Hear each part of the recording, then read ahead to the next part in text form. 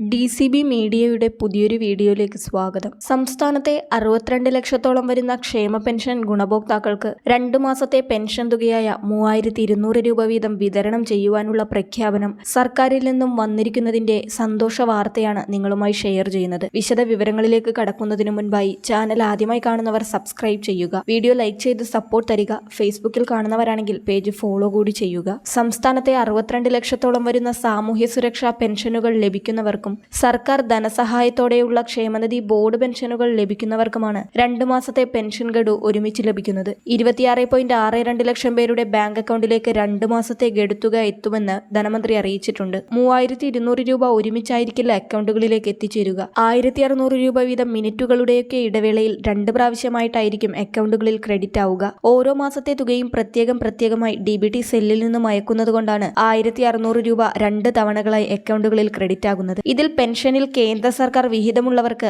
ആ തുക കുറഞ്ഞ് 1100, 1300 അല്ലെങ്കിൽ 1400 എന്നിങ്ങനെയൊക്കെയുള്ള തുകകളായിട്ടായിരിക്കും 2 തവണയും അക്കൗണ്ടിൽ എത്തിച്ചേരുക. കേന്ദ്ര വിഹിതമായ 200 മുതൽ 500 വരെയുള്ള തുക 2 മാസത്തെയും പിന്നീട് അക്കൗണ്ടുകളിലേക്ക് എത്തിച്ചേരുന്നതാണ്. ബാങ്ക് അക്കൗണ്ടിലേക്കല്ലാതെ വീടുകളിൽ നേരിട്ട് പെൻഷൻ ലഭിക്കുന്നവർക്ക് സഹകരണ ബാങ്ക് ജീവനക്കാർ വഴി വീട്ടിലെത്തി പെൻഷൻ കൈമാറും. ഇപ്പോൾ നൽകുന്ന പെൻഷൻ തുകയായ 3200 രൂപയിൽ ജനുവരി മാസത്തെ പെൻഷൻ തുകയായ 1600 രൂപയും ഒപ്പം കുടിശ്ശിക ഗഡുക്കളിൽ ഒരു ഗഡു കൂടി ചേർന്നതെന്നാണ് ധനമന്ത്രി KN ബാലഗോപാൽ ഇപ്പോൾ അറിയിച്ചിരിക്കുന്നത്. പണഞ്ഞെരുക്കം കാരണം കുടിശ്ശികയായ ക്ഷേമ പെൻഷൻ ഈ സാമ്പത്തിക വർഷവും അടുത്ത സാമ്പത്തിക വർഷവുമായി നൽകുമെന്ന് മുഖ്യമന്ത്രി പിണറായി വിജയൻ നിയമസഭയിൽ വ്യക്തമാക്കിയിരുന്നു. നേരത്തെ ഒരു ഗഡു ഓണത്തിന് നൽകിയിരുന്നു. 2ാം ഗഡുവാണ് ഇപ്പോൾ ജനുവരി മാസത്തെ പെൻഷൻ തുകയോടൊപ്പം വിതരണം ചെയ്യുന്നത്. പെൻഷൻ വിതരണത്തിന് സർക്കാർ ആദ്യ പരിഗണന നൽകുന്നതായും കഴിഞ്ഞ വർഷം മാർച്ച് മുതൽ എല്ലാ മാസവും ക്ഷേമ പെൻഷൻ നൽകുന്നുണ്ടെന്നും ധനമന്ത്രി വ്യക്തമാക്കിയിട്ടുണ്ട്. ഈ സർക്കാർ വന്ന ശേഷം 35,400 കോടി രൂപ ക്ഷേമ പെൻഷനായി അനുവദിച്ചതായും ധനമന്ത്രി KN ബാലഗോപാൽ അറിയിച്ചിട്ടുണ്ട്. ജനുവരി 24 വെള്ളിയാഴ്ച മുതൽ പെൻഷൻ വിതരണം സംസ്ഥാനത്ത് ആരംഭിക്കുമെന്നും ധനമന്ത്രി KN ബാലഗോപാൽ അറിയിച്ചു.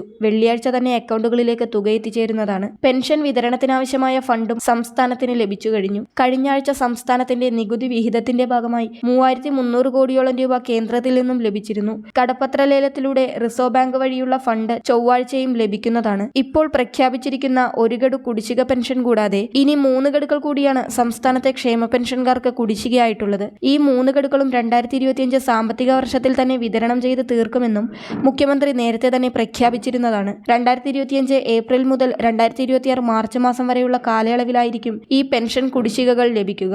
ഓണത്തിനും അടുത്ത പഞ്ചായത്ത് ഇലക്ഷനൊക്കെ മുന്നോടിയായി ഓരോ കുടിശ്ശിക ഗഡുക്കൾ കൂടി ചേർത്ത് 3200 രൂപയായി 3 തവണ വിതരണം ചെയ്തായിരിക്കും പെൻഷൻ കുടിശ്ശിക പൂർണ്ണമായും തീർക്കുക. എന്തായാലും സംസ്ഥാനത്തെ 62 ലക്ഷത്തോളം വരുന്ന ക്ഷേമ പെൻഷൻ ഗുണഭോക്താക്കൾക്ക് ആശ്വാസ വാർത്തയാണ് വന്നിരിക്കുന്നത്. കഴിഞ്ഞ കുറെ മാസങ്ങളായി തടസ്സമില്ലാതെ എല്ലാ മാസവും പെൻഷൻ എത്തുന്നുണ്ട്. അതിനോടൊപ്പം കുടിശ്ശിക ഗഡുക്കളും വിതരണം ചെയ്യുന്നു.